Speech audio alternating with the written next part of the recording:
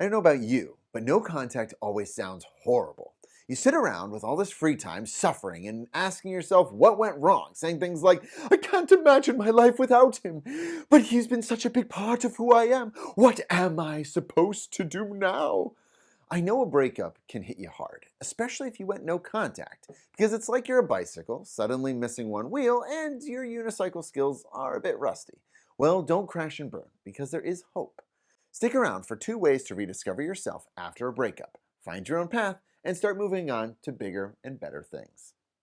So I checked in on our favorite fictional couple, Jack and Sally, today, and I found out they broke up. Oh no! What a tragedy!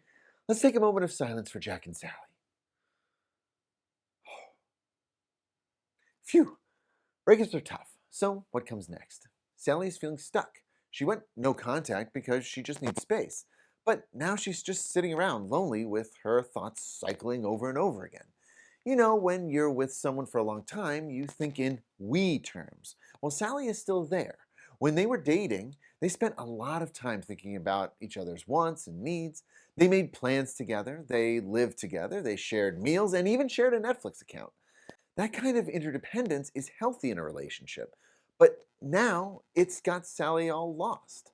She thought that she and Jack would be in each other's lives forever. And now they broke up, and she's gone no contact. There's a lot of adjusting to do here. She's feeling sad and depressed, like a piece of her is missing.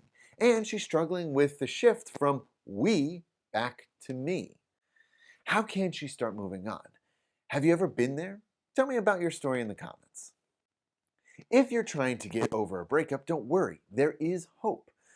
Take a little ride with me on this metaphor. Imagine you're on a road trip following your GPS, and you miss your turn. Usually the system needs a moment to recalibrate and find a new route.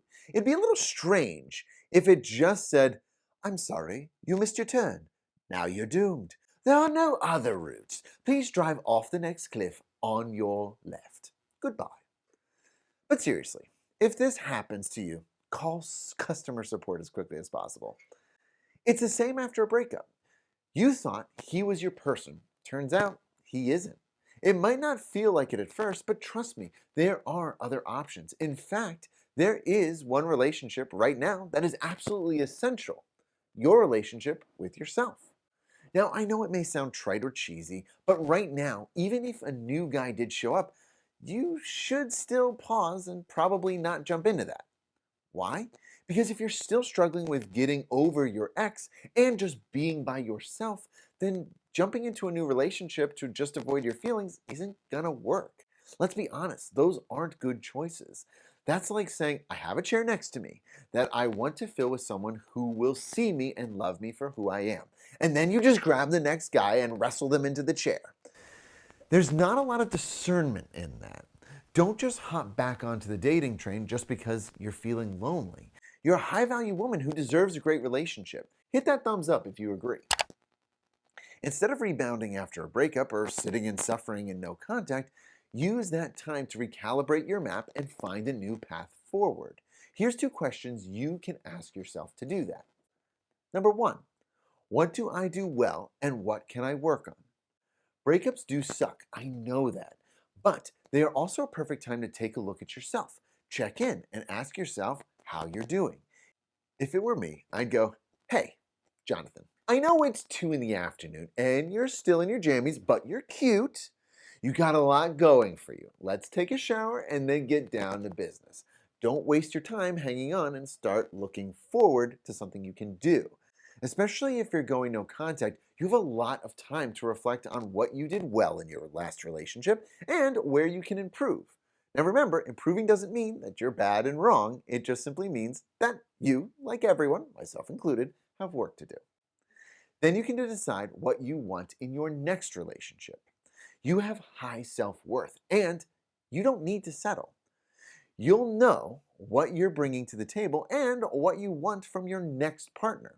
You will become a stronger person and an even more valuable partner and a higher value woman.